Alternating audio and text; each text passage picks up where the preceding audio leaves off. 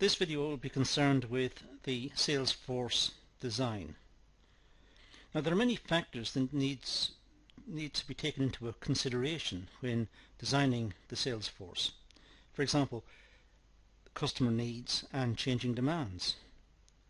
The Salesforce must be flexible, must be capable of changing as customer needs change. Customers may need more information, the product may become more technical, they need to have more reassurance about the product, and the customers also are aware, because of the onset of online shopping and online reviews of products.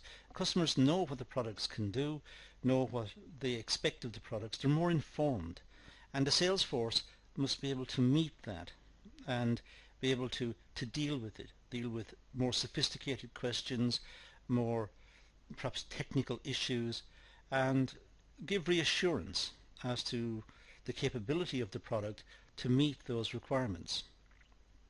But also the Salesforce need to know about the competitors. What are the products that are being made by the competitors? What are their attributes? What are their prices? What's their strengths and their weaknesses? So the Salesforce need to be aware of what's happening in the wider marketplace, not just for their own product in relationship to the identified target market that they are working with.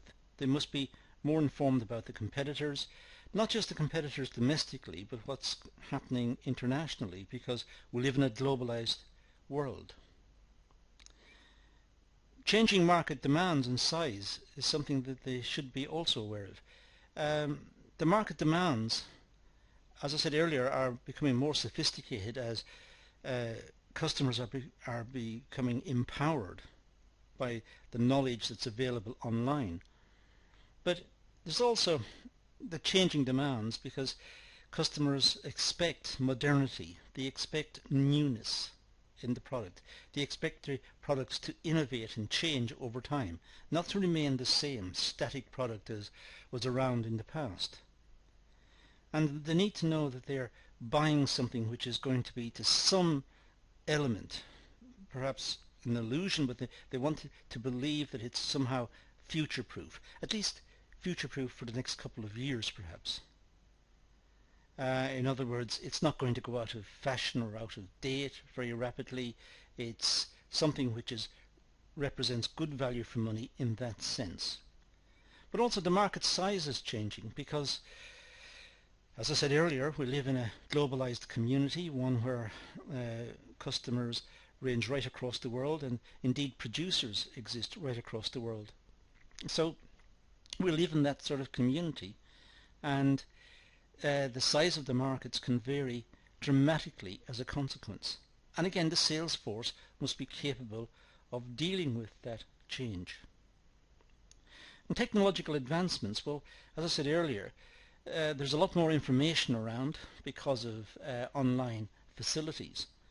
There's also communications channels between customer groups. There are blogs, websites, there are feedback areas on most websites regarding sales and customer experiences. Customers are encouraged to rate products as good value for money or not. And all of this means there's more information available. Also, products themselves are expected to incorporate some of these technical advancements. Not all products, of course, some will be traditional products, but some, where possible, they should include technological innovations. For example, motor cars were once used to drive people from one place to the next. Now the motor car will have a built-in satellite navigation system, it will have a telephone, it will have a music center, it will have air conditioning, it will have a lot of facilities built into the car. These are technological advancements. The Salesforce also need to be aware of the wider environmental factors, which can be summarized in PESTEL, the political, economic, social, technical, legal environment. and environmental, I should say. But look at all of these factors and see how their product fits this. Is it one which is it's not politically controversial in any way? It's not that it's exploiting the workers who made it, or it's not going to damage the reputation of the company in any way. It's economic because perhaps it's using renewable resources, and also it's priced fairly. It has a social impact. Perhaps it's related to the desirability of the product in the community, and that it's somehow approved, it's fashionable. It's a product which the community, the wider community, can accept and enjoy using. It could be an element of technological import as well. As I said earlier, cars have become increasingly more complex, but also the humble fridge in the kitchen may now reorder when a certain item runs low. It can place an order with the shop who will make a delivery of that item if so desired, and it does this without the intervention of the owner. The owner will originally program it and set it up, but once done, the fridge will then monitor the stock of various items in the fridge. That's technological. But this is happening all around us. The legal bit, make sure that the product is legal. It's not dangerous to use. It's not environmentally dangerous. It's acceptable, an acceptable product. And the environmental factor, that it can be disposed of at the end without damaging the environment. Not just it's going to be thrown into the sea as a pile of plastic and left there for X thousand years to kill a lot of marine life. It is responsibly dealt with. So the Salesforce should be aware of these factors and be able to associate them with the product they're selling. And should also be aware, they should be aware of new product development. What's in the pipeline? What's coming down the line? The product has certain attributes at the moment, but they know that in the future it'll be developed in certain ways. And they need to be able to perhaps advise customers not to put off their purchase, but advise them that new facilities for the product will be made available in the future. Perhaps some sort of updates to the product. Looking at the existing strategies and their success, the Salesforce need to know about this. What strategies have been used by the Salesforce, and to what extent have they been successful? Which strategies have failed? And which ones have not been very successful? Which ones have been very, very successful, the opposite end? And what do these strategies involve, and how can they use that knowledge to advance their own sales? The sales factor must also know the growth objectives and projections. The company, through the marketing department, will have statistics about the growth of the market, the changes in disposable income, the size of the population, the trends in the market, and this should be made available to the Salesforce, who know what the objectives are and know what the company is aiming to achieve, but they're also looking at what has happened over the last perhaps few years, so they're able to make projections, and they're kept aware of their own performance and the performance of the business.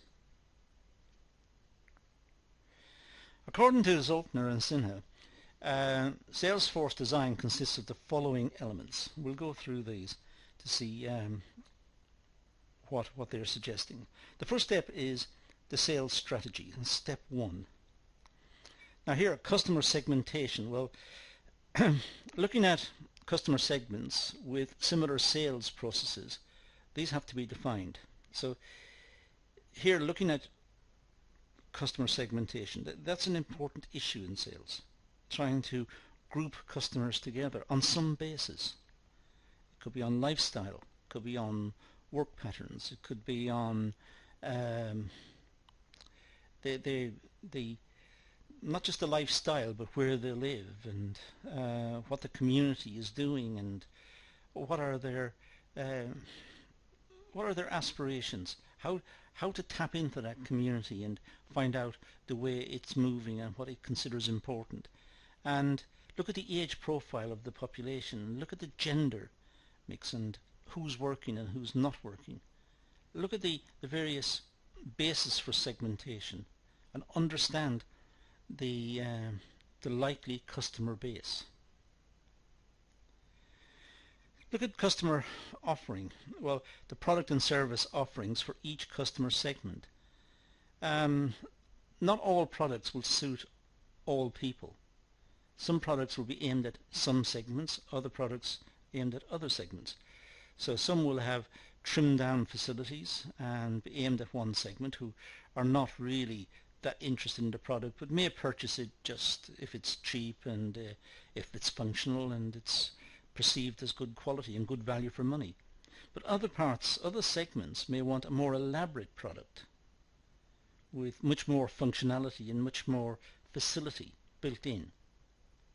They're more aware of what they want. So looking at segments and looking at matching the products with the segments, that's important.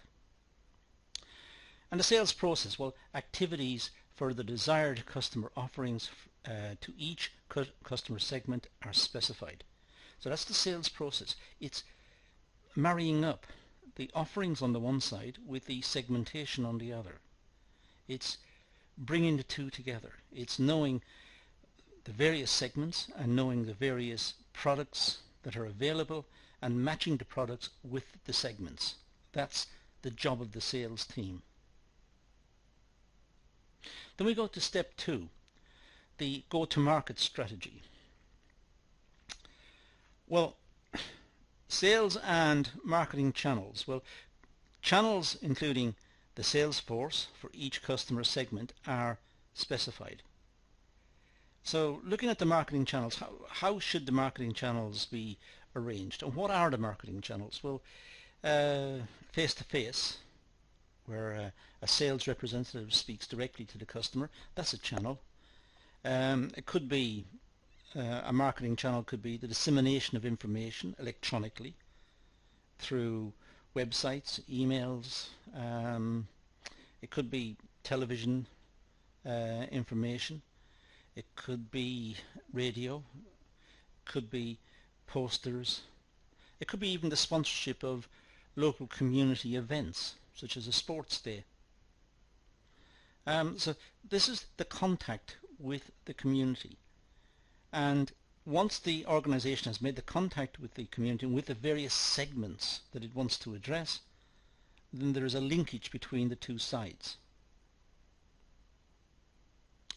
Step 3 is the Salesforce design. Well, the Salesforce structure, the degree of and nature of specialization, roles, reporting, relationship, control and coordination mechanisms. So what is the Salesforce structure?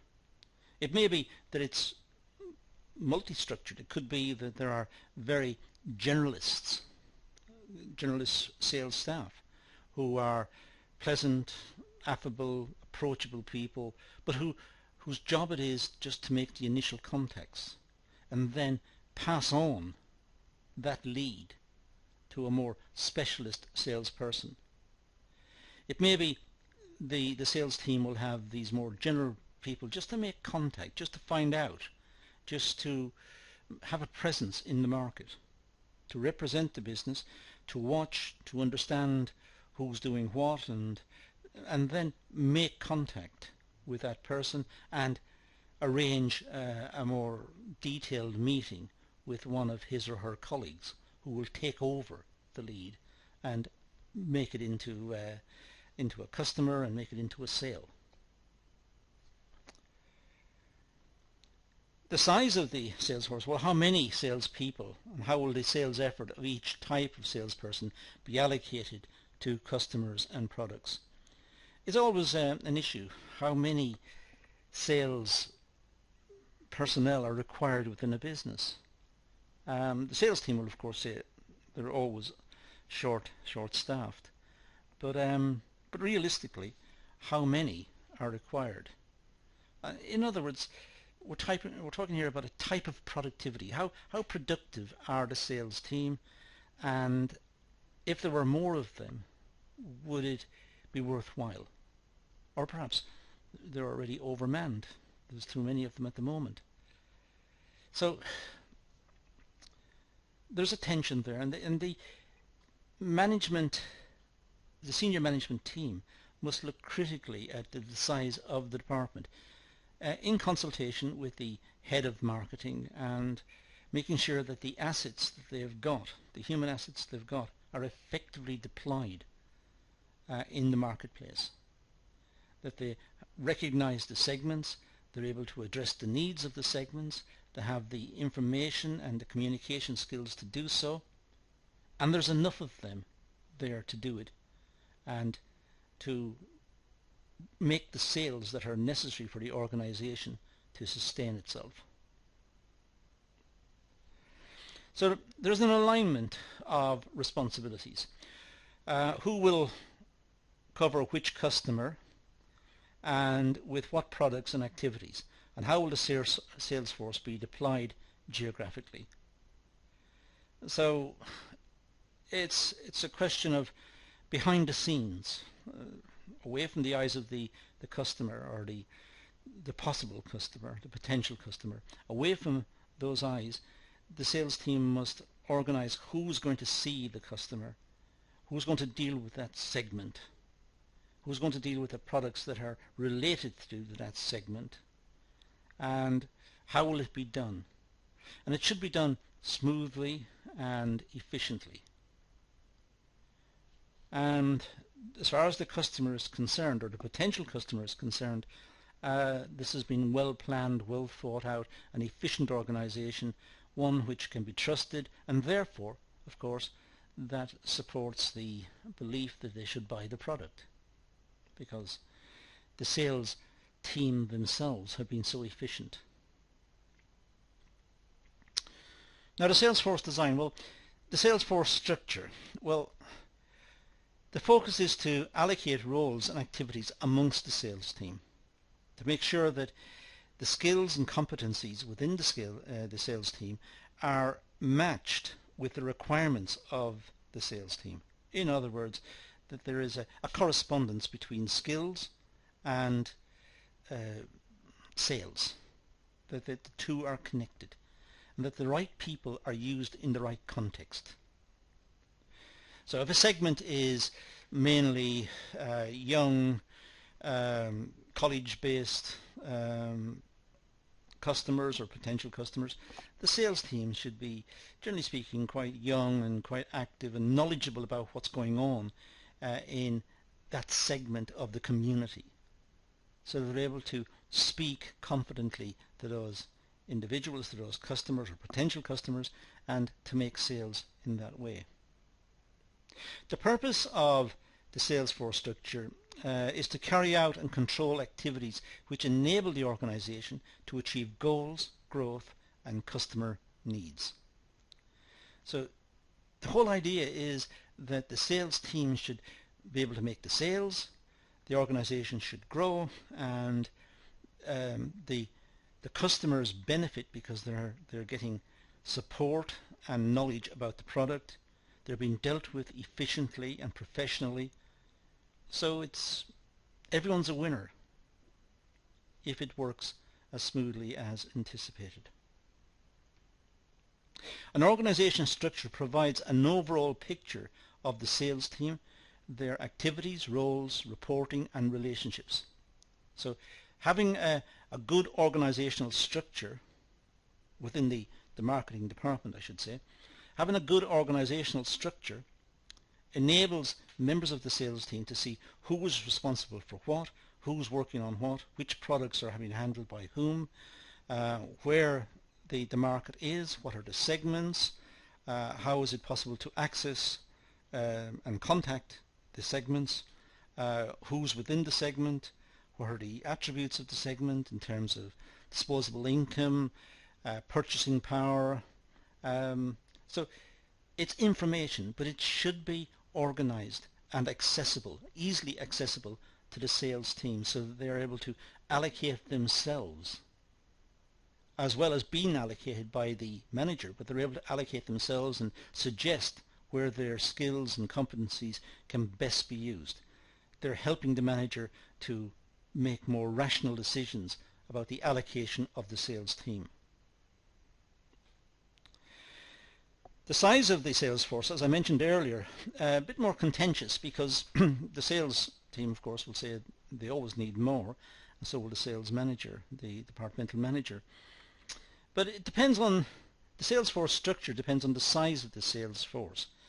It may be possible to have the division of labour within the marketing department, where some members of the sales team are specialists in certain products, or are knowledgeable about certain geographic areas or certain segments. They have specialist knowledge of those, and that enables them to have division of labour. But of course that depends on the size of the sales. If it's a small company making very few sales, then they're not able to employ the specialists.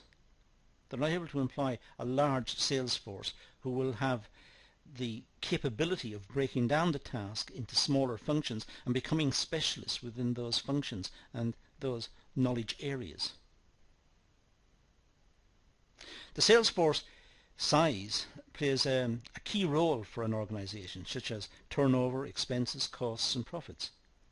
So it's important that the sales force is monitored for its productivity and for its effectiveness. And it's important that it's not simply allowed to grow because someone felt it was a good idea. It should be grown if required and if there is a good case made. And it should be monitored carefully to ensure that it has been effective. The following factors need to be addressed. How many salespeople are needed exactly? That's a really difficult question. And many organizations don't really know the answer to that. They try to guess it. But they may overexpand or they may not have enough. It depends. If they don't have enough, they are losing sales. If they have too many, it's an excessive expense. It's getting it right is the tricky part. It's not just getting the right people, but they must have the right skills. And they must be focused in on the product. They must have, ideally, some interest in the product. But they must also know the various segments that they're addressing, or where the customers reside, where they operate, the attributes of the customers, the demographics that are associated. And they must be, ideally, have some knowledge of the customer base. And to that end, are they specialists or are they generalists? Are the specialists who can sell one particular product to one particular segment? That would be highly specialized. Or are the generalists? They can sell everything the company makes and they can sell it in the wider community. How many managers are needed to oversee all the sales activities? It's not just having the sales team on the ground, it's who's organizing them and how many managers are required and what's the function and role of the managers and how do they go about disseminating information and controlling the team. How are they monitored and how are they assessed? The alignment of responsibility, well, the sales team must have sales targets to work towards. They must be allocated with some responsibility, account management or selling activity. The salesperson can't be given carte blanche to simply go out and do his or her best. They should be given targets. So they will try to meet the targets. They'll try to, they'll be motivated to meet the targets. And perhaps part of their remuneration will be based on bonuses associated with meeting the targets. The sales team can be allocated selling targets based on postcode, geographic coverage, target customer groups. So it depends on how the sales team are organized. They could be organized, as I said, by geographic coverage. Certain members of the team assigned to a particular city or a particular region or a particular country, and they try to get sales within that area. But there must be some rational basis for the allocation of the sales team. Specialized accounts need to be managed more carefully. Perhaps specialist software for a particular industry. Sometimes within very specialist markets, perhaps within engineering, where products are very expensive and also a great deal of attention is paid to tolerances and to communications with the buyer, very specialized accounts need to be kept. Sometimes engineering companies are in a supply chain, and supply chain have very rigorous requirements of each level, and these must be monitored and checked and ensured that the tolerances and the specifications are precisely as was required. Otherwise, when it gets to the end, they simply will not fit together. The product will not work. So those are some ideas about the Salesforce design, some issues associated with it. It's probably a good idea to go back over the video a few times, make your own notes, and make sure that you are familiar with some of the factors that relate to the Salesforce design.